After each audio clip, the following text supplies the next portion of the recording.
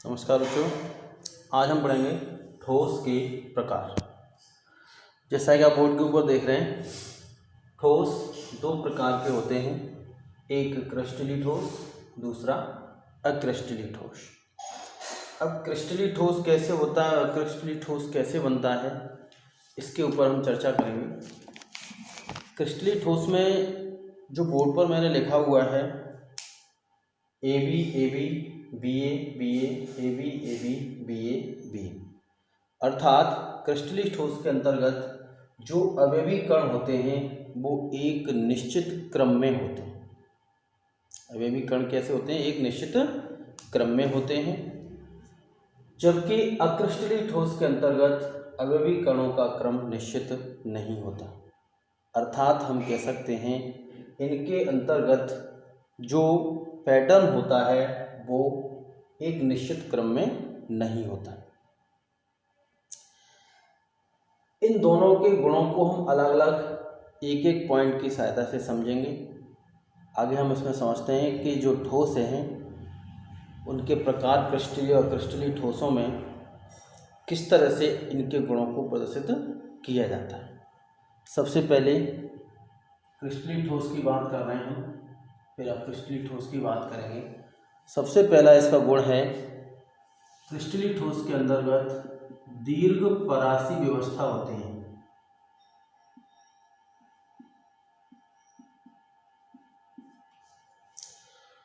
दीर्घ परासी व्यवस्था का मतलब एक निश्चित पैटर्न होता है, जैसे ए के बाद ए आने में बीच में गैप है, बल्कि इसके अंदर ए के बाद ए आने लग गया, अर्थात हम कह सकते हैं इसमें लघु परासी व्यवस्था होती है। जो इनके अंतर्गत अवयवी कण होते हैं इनमें दीर्घ परासी व्यवस्था होती है और इसमें लघु परासी व्यवस्था होती है। दूसरा, यदि इनको चाकू से काटा जाए तो इनके अवयवी कण अलग अलग हो जाते हैं। क्रिस्टलीय ठोस के अंतर्गत यदि इनको चाकू से काटा जाए तो इनके अवयवी कण कैसे हो जाते हैं? अलग अलग हो जाते हैं। जबकि अक्रिस्टलीय ठोस के अंतर्गत इन्हें चाकू से काटने पर इनके अवयवी कण अलग अलग न हो करके बिखर कर टूट जाते हैं। तीसरा पॉइंट है गलनांक।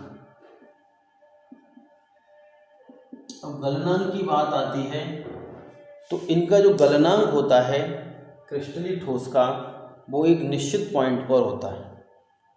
जैसे हम बात करते हैं बर्फ एक ठोस और इसका गलनांक होता है 0 डिग्री सेल्सियस।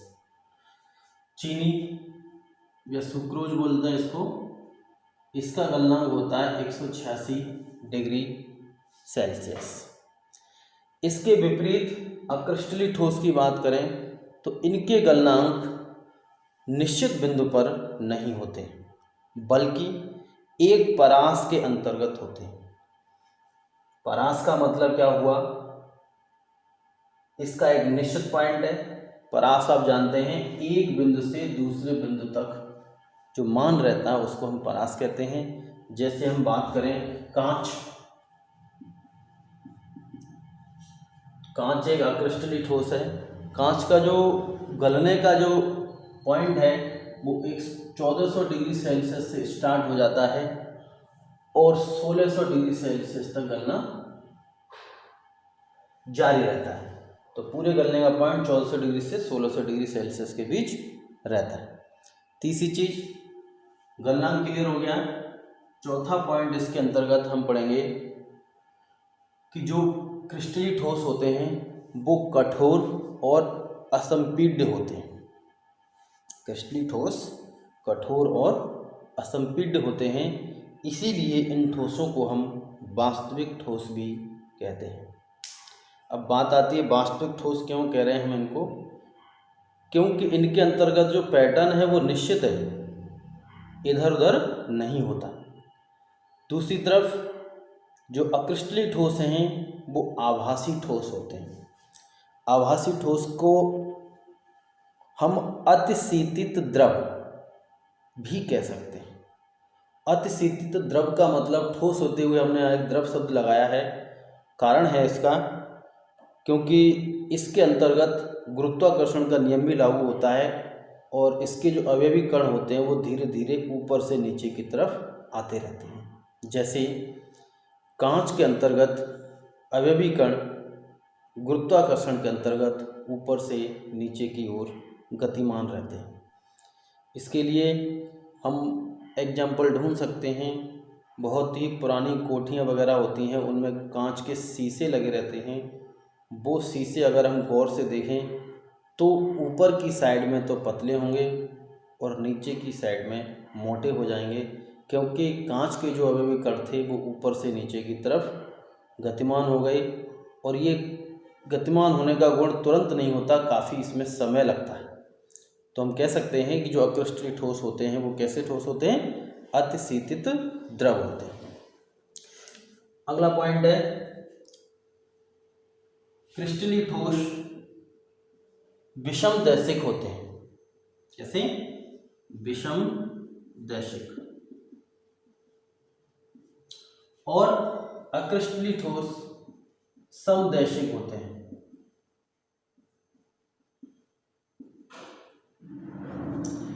क्रिस्टलीय ठोस विषमदैशिक और ये समदैशिक।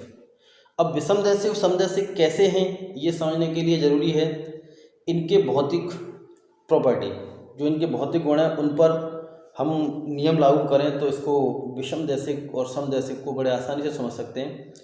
जैसे क्रिस्टलीय ठोस की भौतिक गुण के अंतर्गत कठोरता, चालकता, अपवर्तनांक के मान देखें तो अलग अलग दिशा में मापने पर इनके मान भिन्न भिन्न आते हैं। समझने की कोशिश करिए।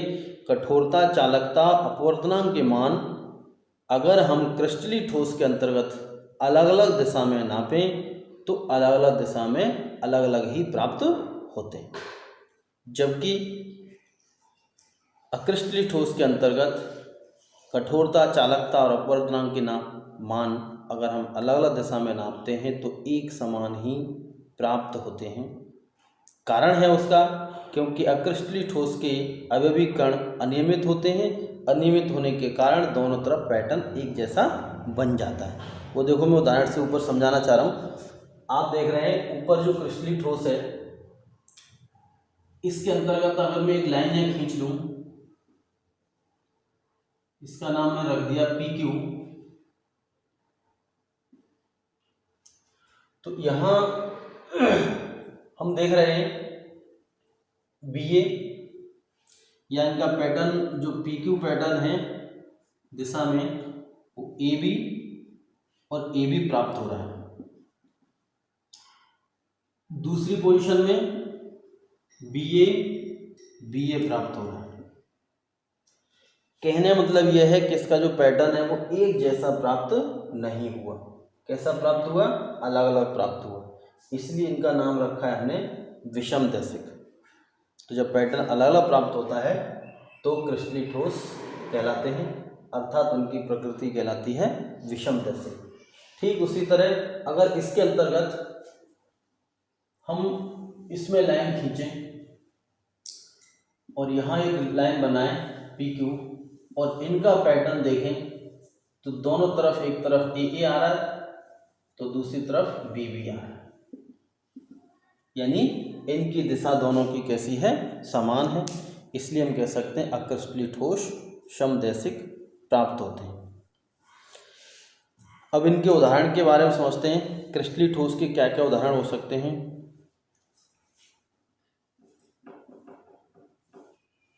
क्रिस्टलीय ठोस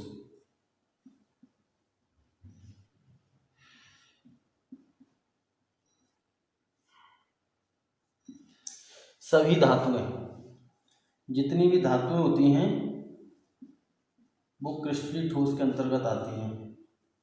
जैसे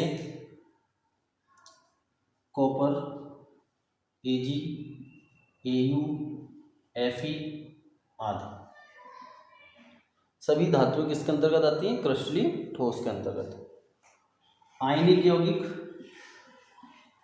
आयनिक यौगिक भी क्रिस्टली ठोस होते हैं। आयनिक यौगिक वो यौगिक होते हैं जो अपने आयनों में टूट जाते हैं, जैसे NaCl है, ठोस होता है जिसका नाम क्रिस्टली ठोस है। दूसरा ZnS, इसके अलावा Ca, Fe, F2 आदि, ये भी क्या होते हैं, क्रिस्टलीय ठोस होते हैं। और भी हो सकते हैं सहसंयोजक यौगिक, 11वीं क्लास में पढ़ा है हमने ये सहसंयोजक यौगिक, ये भी क्रिस्टली ठोस होते हैं, जैसे हीरा, ग्रेफाइट, क्वार्ट्ज आदि, ये सभी ठोस क्या होते हैं, क्रिस्टली ठोस होते हैं। अब बात करते हैं हम अक्रिस्टलीय ठोस की। अक्रिस्टलीय ठोस, तो अक्रिस्टलीय ठोसों में आपके अंतर्गत इनके अंतर्गत आता है कांच। अक्रिस्टलीय ठोस का मुख्य उदाहरण है कांच, रबर, प्लास्टिक आदि।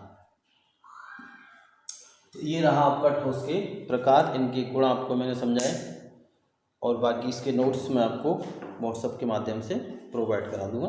धन्यवाद।